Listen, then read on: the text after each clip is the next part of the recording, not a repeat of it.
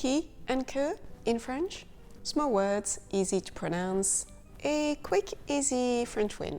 Well, almost. These two French relative pronouns are easy enough to spell and to pronounce, but, as is often the case in French, knowing how and when to use them is a little less straightforward. So today we are going to learn when to use qui and que in French. The qui and que, which roughly translate as that or which in English. And at the end of the video, there will be a quick exercise to help you put in practice what you have learned. This episode will be in French, of course, but you can always put the English subtitles on to help you follow along. Are you ready? So welcome here, leave your day behind, and let's go. Let's learn some French. Hello and welcome to French avec Ingrid, a channel where I help you learn French in small and easy steps. Qui et que, en anglais, ça correspond à peu près à that ou which. Les légumes que j'aime, the vegetables I like, the vegetables that I like. Les légumes qui poussent dans le jardin, the vegetables which are growing or that are growing in the garden. Et dans un autre cas de figure plutôt précis, qui et que, ça peut aussi vouloir dire who ou what. Et ça, c'est quand on pose une question. Qui veut manger? Who wants to eat? Que veux-tu manger? What do you want to eat? Dans ce cas, qui et que, ce sont des pronoms interrogatifs et ils sont super simples à utiliser. Qui est toujours utilisé en référence à une personne, who, et que est toujours utilisé en référence à une chose inanimée, what. Que voyez-vous? What do you see or what can you see? Mais qui voyez-vous? Who can you see? Who do you see? Et d'autres exemples? Qui est là? Who's here? Qui a mangé tous les bonbons? Who's eaten all the sweets? Que voulez-vous? What do you want? Que ferons-nous quand il ne sera plus là? What are we going to do when he's going to be gone, when he's no longer going to be here? Voilà la partie simple de cette leçon. Qui et que, en pronoms interrogatifs, vous allez les utiliser énormément, donc il faut que vous les connaissiez. Mais passons maintenant au qui et au que, qui sont utilisés à l'intérieur de nos phrases quand il ne s'agit pas d'une question. Quand on utilise l'un de ces mots comme un petit mot qui semble lier la première partie de la phrase avec la deuxième partie de votre phrase. Vous avez entendu? Comme un petit mot qui semble lier la première partie de la phrase avec la deuxième partie de votre phrase. Et oui, on a utilisé qui. Et très vite, vous allez utiliser ces deux petits mots de connexion, qui et que, plutôt souvent. Et cette fois-ci, vous les utiliserez en tant que pronoms relatifs. Et à un niveau intermédiaire, ils sont complètement incontournables et super utiles pour un parler français fluide, pour parler français plus naturellement. La première chose à savoir, c'est que les pronoms relatifs qui et que peuvent être utilisés sans distinction quand on parle d'une personne, d'un animal ou d'une chose. C'est important parce que c'est différent de la façon dont on utilise les pronoms interrogatifs qui et que, ou qui est utilisé pour des personnes uniquement et que est utilisé pour des choses inanimées. Donc, on pourrait tout aussi bien dire les légumes que j'aime ou les légumes qui poussent dans ce jardin, ou même la personne que j'aime, ou la personne qui contrôle les passeports. Donc, vous le voyez clairement dans ces exemples, qui ou que, en pronoms relatifs, ils peuvent être utilisés pour des personnes ou des choses ou des animaux.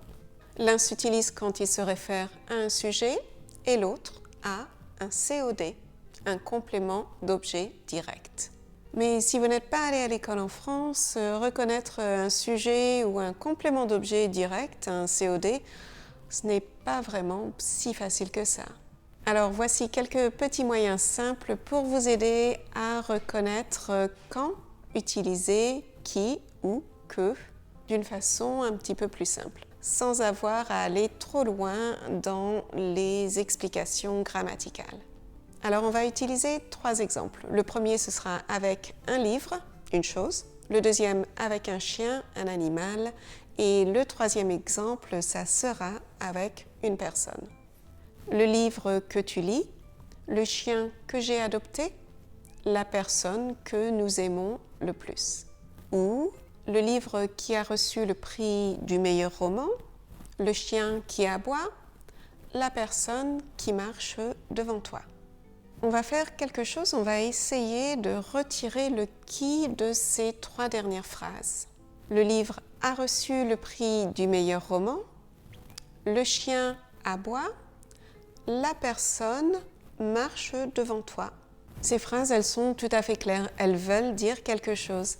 Et ça, c'est parce que qui faisait référence au sujet. Et c'est pour cette raison que qui, eh bien, il sera toujours pratiquement suivi d'un verbe. Vous avez donc 2 façons pour vérifier si qui est la bonne proposition à utiliser. Est-ce que la phrase veut encore dire quelque chose si vous retirez le pronom? Et est-ce que ce pronom est suivi directement par un verbe, un action word? Alors maintenant, vous allez peut-être vous demander, est-ce qu'il y a un truc pour reconnaître quand je dois utiliser le pronom relatif que? Et pour faire simple, on pourrait presque dire, dans presque toutes les autres situations. Mais les 2 trucs pour vérifier s'il faut bien utiliser le pronom que, c'est que il n'est jamais suivi directement par un verbe, il est généralement suivi par un sujet et ensuite un verbe. Et vous pouvez aussi vous demander si vous pouvez retourner votre phrase pour former une question. Est-ce que vous pouvez utiliser la deuxième partie de la phrase pour poser une question? Comme par exemple, le livre que tu lis quoi? La réponse est un livre. La réponse est la première partie de votre phrase. Le chien que j'ai adopté quoi? J'ai adopté un chien. La personne que nous aimons le plus, nous aimons qui le plus? Cette personne. Donc la réponse de cette interrogation, la réponse de cette question, ça sera la première partie de votre phrase. Et ça veut dire que la première partie de votre phrase, eh bien, c'est un complément d'objet direct. C'est un COD. Mais je comprends tout à fait que ce concept de complément d'objet direct, COD, ça reste plutôt compliqué. Alors, ce que je vous recommande, c'est de tout simplement regarder ce qui se passe après votre pronom relatif. Si vous avez un verbe, vous utilisez qui. Si vous avez un sujet suivi d'un verbe, vous utilisez que. Et quand vous savez utiliser qui et que dans des phrases plutôt simples, eh bien, vous pouvez commencer à les utiliser dans des expressions plus longues, dans des phrases plus longues. Et ça va vraiment vous aider à avoir une expression orale plus fluide et surtout à éviter les répétitions. J'écris un roman qui est basé sur la vie de mes grands-parents. J'écris un roman. Le roman est basé sur la vie de mes grands-parents.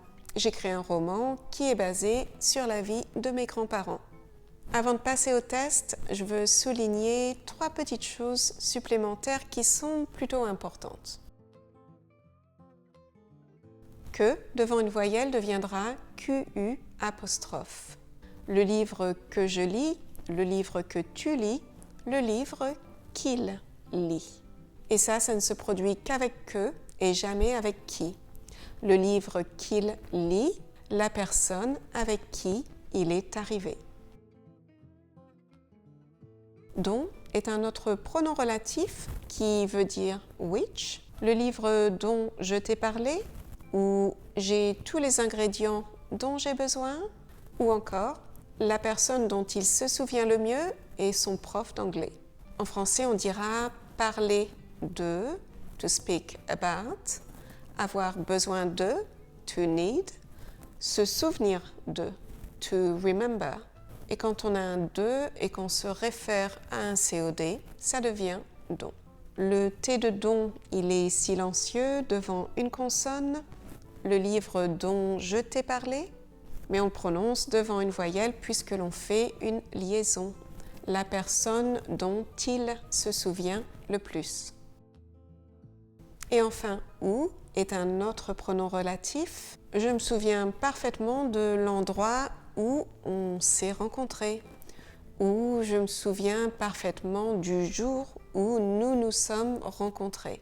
On s'est rencontrés à un endroit. Je me souviens parfaitement de cet endroit. On s'est rencontrés à un jour précis. Je me souviens très bien de ce jour. Alors, quand on se réfère à un endroit ou à un moment, le pronom relatif que l'on utilise, dans ce cas, ça sera où. Et bien sûr, c'est le où avec un accent puisque l'on ne parle pas d'un choix. Ok, vous savez tout. Alors, on va passer au petit exercice pour tester vos connaissances. Vous allez voir quelques phrases sur l'écran et vous avez 4 choix. Vous pouvez remplir les trous avec qui, que, dont, où. Et là, et vous allez remarquer qu'il y a bien sûr un point d'interrogation à la fin de cette phrase. C'est mon meilleur ami a organisé nos vacances. Des vacances, nous avons tous besoin. Mais le vol, nous prenons part à 6 heures du matin. La destination, nous avons choisi, est un endroit, je connais bien. C'est l'endroit, mes parents se sont rencontrés. Veux-tu manger ce soir? L'homme parle est mon professeur. La raison, il a donné, est peu convaincante. Voyez-vous, je me souviens bien du jour où nous nous sommes rencontrés. Les amis viennent ce soir, sont très sympas. Le livre, je t'ai parlé, est sur la table. À manger tous les bonbons. Les légumes poussent dans le jardin, sont bio. Qui est là? C'est mon meilleur ami qui a organisé nos vacances. Des vacances dont nous avons tous besoin. Mais le vol que nous prenons part à 6 heures du matin. La destination que nous avons choisie est un endroit que je connais bien. C'est l'endroit où mes parents se sont rencontrés. Que veux-tu manger ce soir? L'homme qui parle est mon professeur. La raison qu'il a donnée est peu convaincante. Que voyez-vous? Je me souviens bien du jour où nous nous sommes rencontrés. Les amis qui viennent ce soir sont très sympas. Le livre dont je t'ai parlé est sur la table. Qui a mangé tous les bonbons? Les légumes qui poussent dans le jardin sont bio. Voilà, j'espère que cette leçon vous a plu. J'espère qu'elle vous a permis de clarifier des points de grammaire que vous connaissiez peut-être déjà un petit peu. Et j'espère que l'exercice vous a aidé à renforcer vos nouvelles connaissances. Je vous dis au revoir et à bientôt dans une autre vidéo.